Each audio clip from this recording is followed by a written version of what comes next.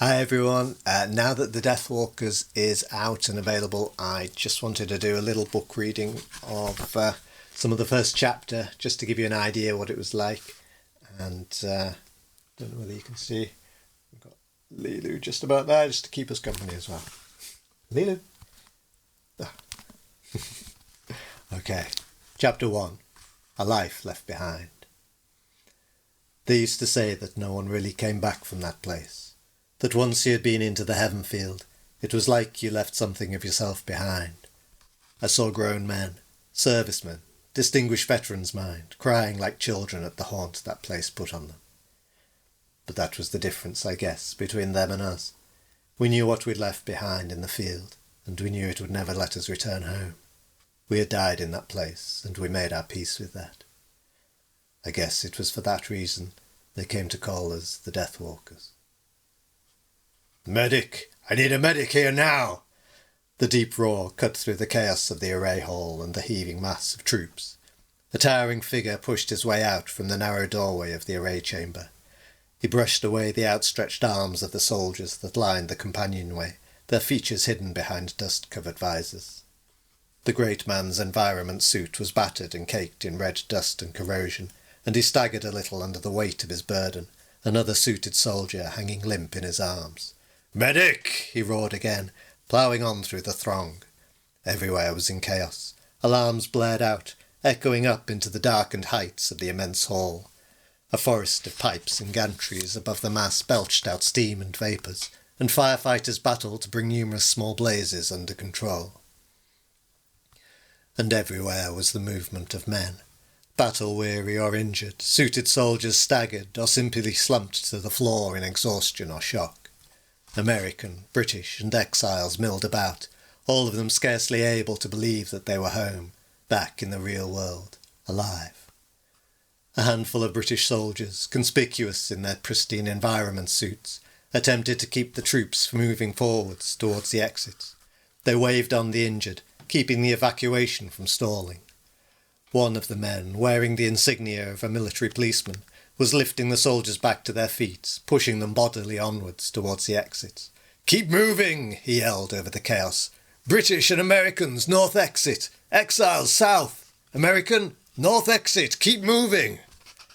The officer pushed another dazed soldier into the human tide and turned, looking up in surprise at the tall figure looming over him. "Where's the damn medic?" yelled the figure, his thick East European accent distorting his respirator. The military police officer paused for a second, glancing at the injured soldier lying limp in the man's arms. After a moment's hesitation, he yelled, "Your exile?"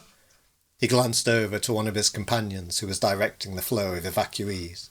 "Where's the medic?" boomed the figure once again, ignoring the officer and gazing out over the heads of the soldiers. "Is he American?" shouted the officer, looking down at the wounded man. "Put him down there with the others. We'll get to him as soon as we can." He motioned over to a cordoned-off area beside the steps to the chamber. Rows of soldiers lay upon the floor. Some writhed in pain. Others, their helmets removed, stared blankly into the darkness. A low mound at one end of the line, covered by a tarpaulin, caught the big man's attention.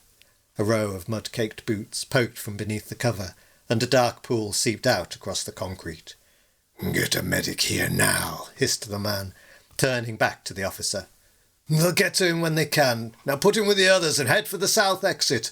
All exiles, south exit. British and American—" The officer's frustrated words were cut short as a gloved fist clamped around his neck. The wounded man gave a faint grunt as the tall figure let his legs fall, holding him upright with one arm. He pulled the officer towards him with his other hand. "Get the medic here now, or I'll crush your throat." There was a shout a little way off, and two military policemen spun around, raising their rifles. "Let him go, right now, exile!" shouted one, advancing cautiously. For a moment the chaos around them seemed to freeze as soldiers turned to regard the scene. "Get a damn medic, or I swear this one will be dead before you have a chance to shoot," grunted the exile, pulling the struggling officer closer to him. The man tore ineffectually at the exile's grasp. "Take the bastard down," he managed to gasp, fighting for breath. The two military police took aim. There was a high-pitched whine of guns charging all around them, as a ring of soldiers emerged out of the chaos of dust-covered bodies. The 2 military police looked around in panic. All guns were trained upon them.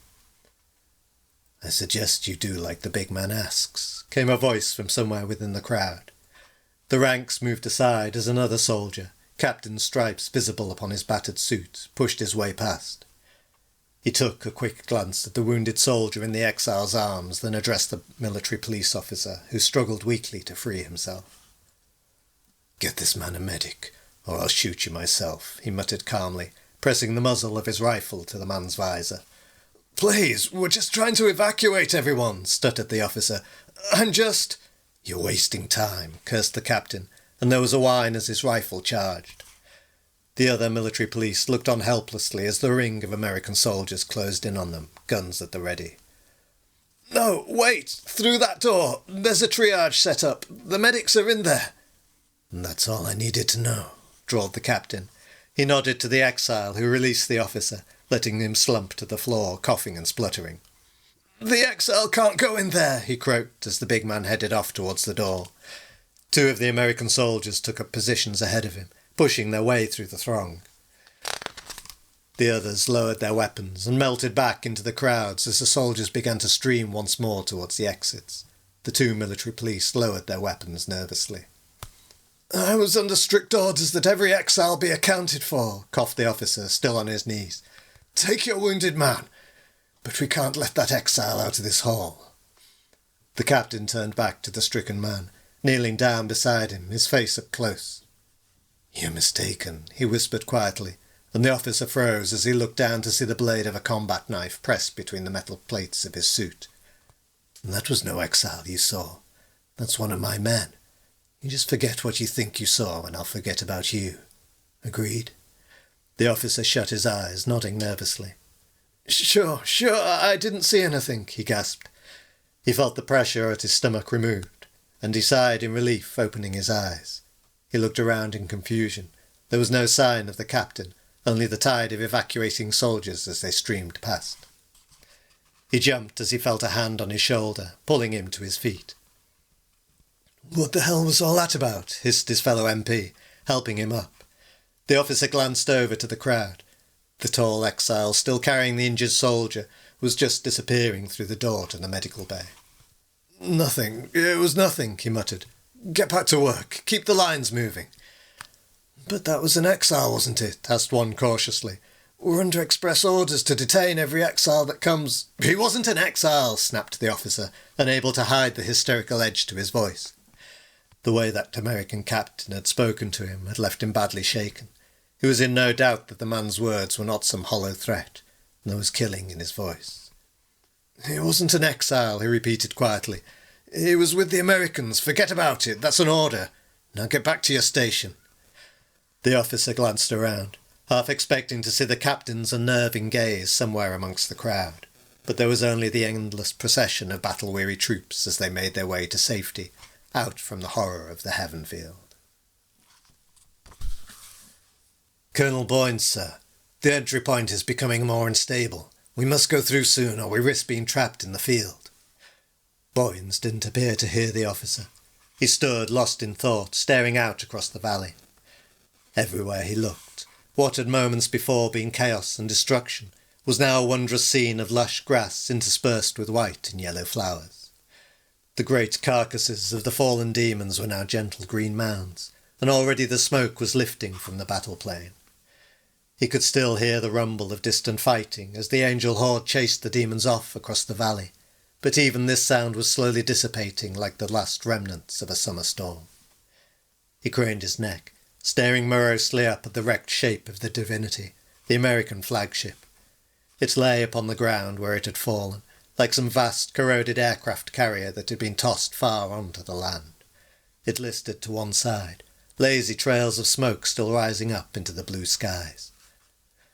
The last of the wounded were being stretchered out from its loading ramp, snaking up the slopes in ragged lines towards the British entry point. "Sir." Boynes looked round, broken from his brooding thoughts. "We really need to be going, sir," repeated the officer. Boynes took one last lingering look back to the towering vessel.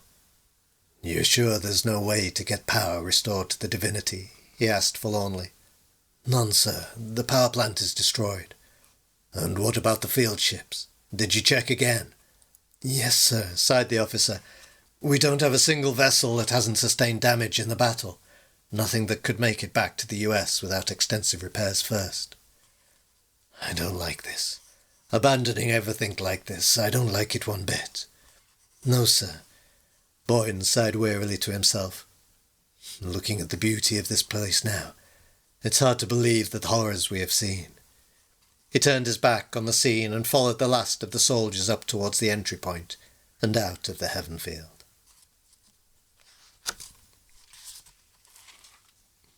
So that was chapter 1. Hope you enjoyed it.